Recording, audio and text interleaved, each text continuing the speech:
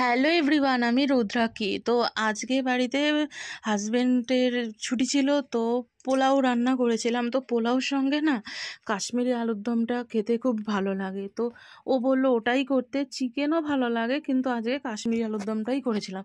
তার জন্য আলু কেটে নিয়েছি, আর এখানে কাজু, কিশমিশ আর পোস্ত এটাকে মিক্সিতে ভালো মতন করে পেস্ট করে নেব।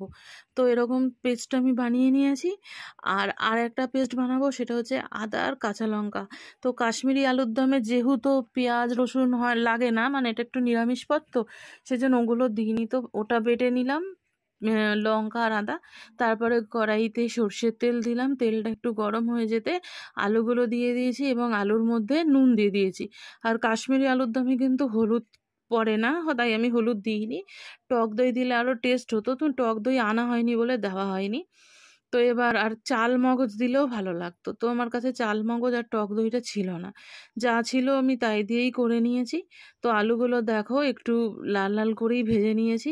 ভেজে নেওয়ার পর এবার আদা বাটা আর কাঁচা লঙ্কা বাটাটা আমি ওই আলুটার মধ্যেই দিয়েছি। দিয়ে এবার ভালো করে মশলাটাকে আমি একটু কষিয়ে নেব, যতক্ষণ না মশলাটা আর কি ভালো মতন করে ভাজা ভাজা হচ্ছে।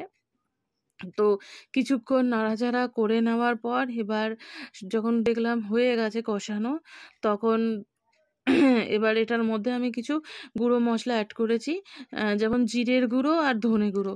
আর লঙ্কার গুঁড়ো তো আমি দিইনি, যেহেতু এটা একটু মানে লঙ্কার গুঁড়ো লাগে না, কাঁচা লঙ্কা দিয়েছি। আর হলুদও দেয় না, সেজন্য হলুদ হলুদ আর লঙ্কার গুঁড়োটা আমি বাদ দিয়ে করেছি। তারপরে ওই মশলাটা দিয়ে আর একটু ভালো মতন করে নাড়াচাড়া করে ভেজে নিচ্ছি, যাতে মশলাটা তেলের সঙ্গে ভাজা হয়ে যায় আর কাঁচা গন্ধ না থাকে। তারপর আমি এটাতে জল দিয়ে দিয়েছি আলুটা সেদ্ধ হওয়ার জন্য। তো জল দিয়ে এবার কিছুক্ষণ নাড়াচাড়া করার পর ঢাকা দিয়ে রেখেছিলাম। তারপরে দেখো জলটা টেনে গিয়ে তেল বেরিয়ে গেছে আবার। তো এবারে আরেকটু ভালো মতন করে নাড়াচাড়া করে নিয়ে এবার এটার মধ্যে আমি যখন আলুটা সেদ্ধ হয়ে গেছে, তখন এটার মধ্যে ওই কাজু, কিশমিশ আর পোস্ত বাটাটা ঢেলে দিয়েছি।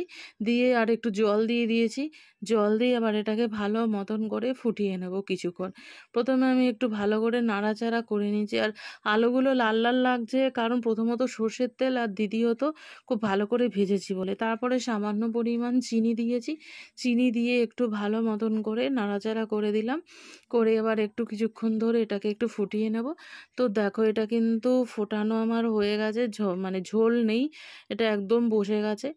আর এতে কিন্তু আমি ফোড়নেও গরম মশলা দিইনি, মানে গোটা গরম মশলা দিইনি, আর নামাবার সময়ও দেব না। তো আমার এই কাশ্মীরি আলুর দম কিন্তু একেবারেই রান্না হয়ে গেছে। তো দেখো এটা দিয়ে লুচি, পরোটা, ভাত যা দিয়েই খাবে ভালো লাগবে। আর পোলাওয়ের সঙ্গে তো কোনো কথাই হবে না। তো তোমরাও বাড়িতে এরকমভাবে কাশ্মীরি আলুর দম বানিয়ে খেতে পারো, আশা করি ভালো লাগবে। ভালো লাগলে শেয়ার করে দিও। ধন্যবাদ।